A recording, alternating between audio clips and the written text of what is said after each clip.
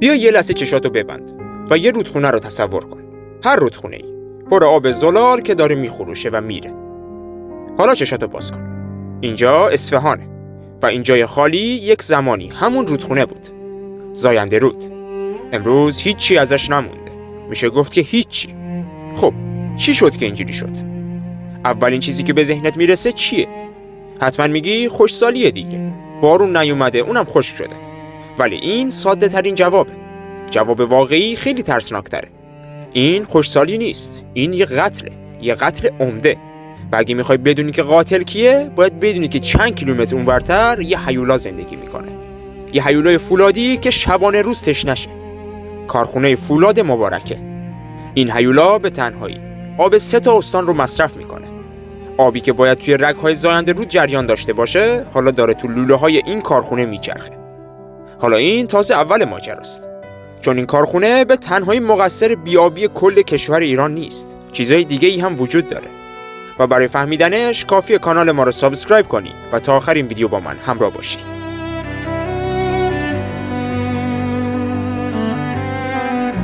میگن 90% آب کشور رو کشاورز میخوره. فکر کن یه حساب بانکی داری و 90% حقوقت رو فقط واسه یه چیز خرج میکنی. اونم یه خرج اشتباه. ما داریم توی خشک‌ترین جاهای کشور چیزایی میکاریم که آب رو به راحت‌ترین حالت ممکن از بین میبره. مثلا همین هندونه. میدونستی واسه یه هندونه ناقابل چقدر آب حروم میشه؟ 150 لیتر. یعنی به اندازه یه بشکه بزرگ آب. بعد همین هندونه رو کیلویی چند میفروشیم؟ تقریبا مفت. یعنی به صورت ساده داریم آب شیرین و با ارزش کشورمون رو بسته بندی میکنیم و مفت میفروشیم به بقیه. دیوونگیه مگه نه؟ همین بلا سر دریاچه ارومیه اومد. دور تا دورش رو باغ سیب و مزرعه هندونه کردن و هی آب کشیدن تا اینکه یه روز دیدن که دریاچه دیگه نفس نمیکشه. دریاچه مرد و الان هیچ کاری نمیشه کرد. کشاورز بیچاره هم تقصیر نداره. اون از این کار نون زن و بچه‌شو در میاره. ولی یه دستای بزرگتری پشت این ماجراست. دستایی که دارن کل کشور رو به سمت بیابون شدن هل میدن. ببین اینجا دیگه بحث کشاورز و کارخونه نیست. داستان خیلی بزرگتر و خطرناکتره.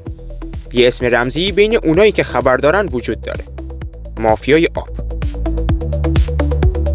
اینا کت و شلوار میپوشن. پشت میزهای بزرگ میشینن و واسه آب این مملکت تصمیم میگیرن. و هیچ کس نمیدونه که اونا کی هستن. وزیر، وکیل، مدیر عامل یه شرکت گنده، هیچ کس خبر نداره. ولی اینا یه قانون ساده دارن. هر جا آب هست باید یه پروژه تعریف بشه و ازش پول در آورد. مهم نیست که اون پروژه به درد میخوره یا نه. مهم نیست که طبیعت رو نابود میکنه یا نه. مهم اون قراردادهای میلیارد دلاریه که جیب خودشون رو پر از پول میکنه. مرکز فرماندهی این مافیا هم یه شرکت دولتیه که کارش سدسازی و انتقال آبه. بزرگترین سلاحشون هم بتون و آهنه. با همین سلاح یه بلایی سر رودخانه‌های ایران آوردن که هیچ دشمنی نمیتونست بیاره.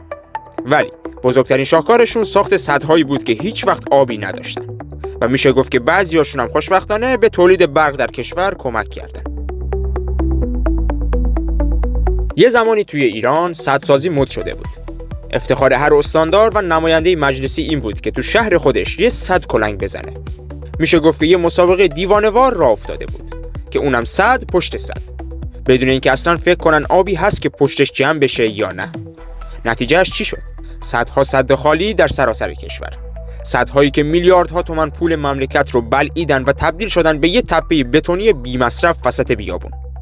اینا سد نیستن، بنای یادبود حماقت و طمع هستن. رودخانه ها رو خشک کردن، طبیعت رو کشتن، کلی آدم رو از خونه و زندگیشون آواره کردن. که چی بشه؟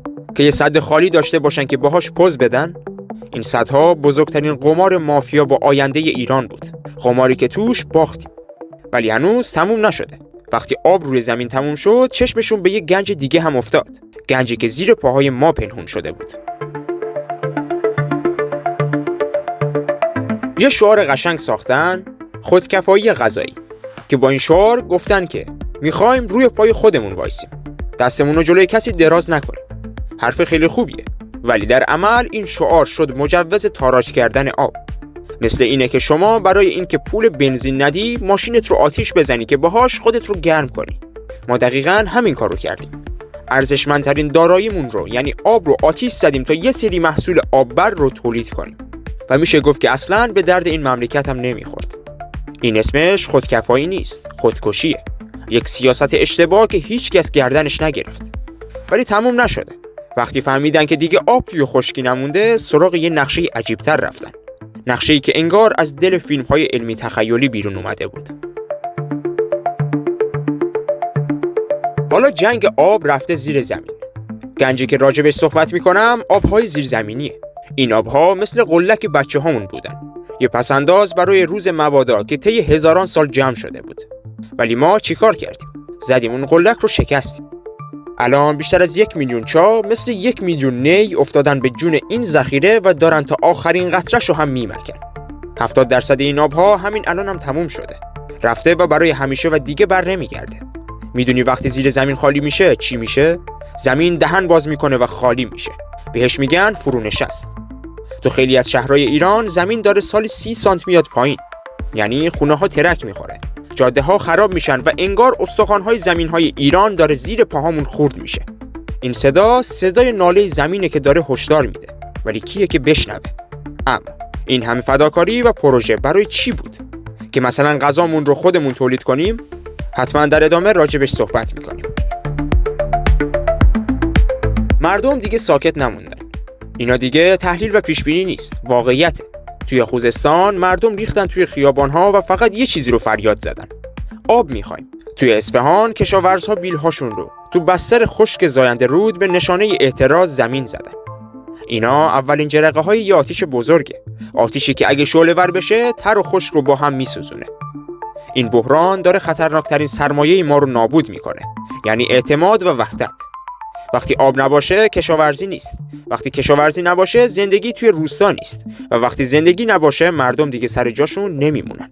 بار و بندیلشون رو جمع میکنن و از منطقه‌ای که واسه اوناست میرن و مهاجرت میکنن.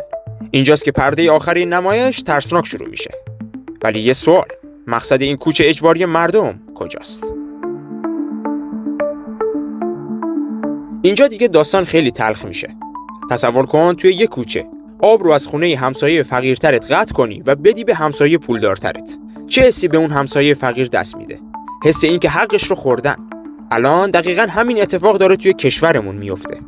آب رو دارن از استانهای مرزی که مردمش عرب یا لر هستن میگیرن و میبرن میدن به استانهای مرکزی که کارخونه‌های بزرگ دارن. مردم خوزستان و چهارمحال بختیاری دارن میبینن که رودخانه‌هاشون جلوی چشمشون خشک میشه. دارن با چشماشون میبینن که لوله ها دارن آبهاشون رو صدها کیلومتر اونورتر میبرن. این کارت دعوت به دعواست. این یعنی ما داریم مردم کشورمون رو به جون هم میندازیم. لور و فارس و عرب و ترک رو مقابل هم قرار میدیم. سر چی؟ سر آب؟ اینجوری آبی که باید مایه زندگی باشه میشه دلیل کینه و نفرت. ولی میشه گفت که این دیگه فقط یک کینه تو دل مردم نیست. این کینه حالا داره به خیابون‌ها میرسه. وقتی دیدن همه جا رو خشک کردن، یه فکر بکر به سرشون زد.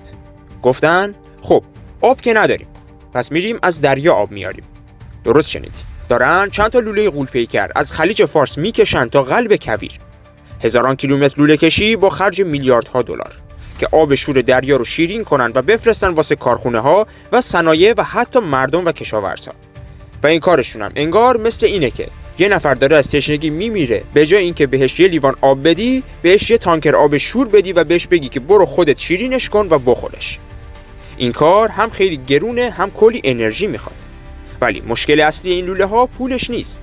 مشکل اینه که این لوله های غول‌پیکر مثل یه فتیله بمب دارن عمل میکنن. یه بمب اجتماعی که هر لحظه ممکنه منفجر بشه. ولی چطور یه لوله آب میتونه یه کشور رو منفجر کنه؟ در ادامه قطعاً خواهی فهمید. میشه گفت که این بزرگترین ترسیه که کارشناس‌ها دارن. اگه این داستان همینجوری پیش بره تا 20 سال دیگه میلیون‌ها نفر از هموطن‌هامون توی جنوب و مرکز کشور مجبور میشن خونه‌ها و زندگیشون رو ول کنن و فرار کنن. این فرار از دست دشمن نیست، بلکه از دست تشنگیه. میشه گفت که یه سیل جمعیت راه میفته به سمت شمال کشور، به سمت گیلان و مازندران و آذربایجان. فکرشو بکن چی میشه؟ میلیون‌ها آدم جدید وارد یه منطقه محدود میشن. دعوا سر آب، سر کار، سر خونه شروع میشه. همون کینه‌های قومی که گفتم 100 برابر بدتر میشه. این یعنی کشور از داخل شروع به پوسیدن میکنه. یه روز زاینده رود خشک شد. همه گفتیم مشکل مال اصفهانه، ولی امروز کل ایران در خطر تبدیل شدن به یه زاینده رود بزرگه. حالا سوال اینه، ما قراره تماشاچی این فاجعه باشیم یا میخوایم کاری بکنیم؟ این فقط داستان آب نبود، این داستان آینده هممونه، یا داستان که اگه بهش گوش ندیم پایان خوشی نداره. اینجا ما با هم دنبال همین داستانهای پنهان میگردیم. اگه میخوای توی این سفرها با ما همراه باشی و بفهمی که پشت پرده ایران چه خبره، همین الان اون دکمه قرمز سابسکرایب و لایک رو بزن و همسفر ما شو. اینجوری کمک میکنی صدای این زنگ خطر بلندتر از همیشه شنیده بشه. و تا ویدیوی بعدی چشماتون رو باز نگه دارید و تا اون موقع بدرود.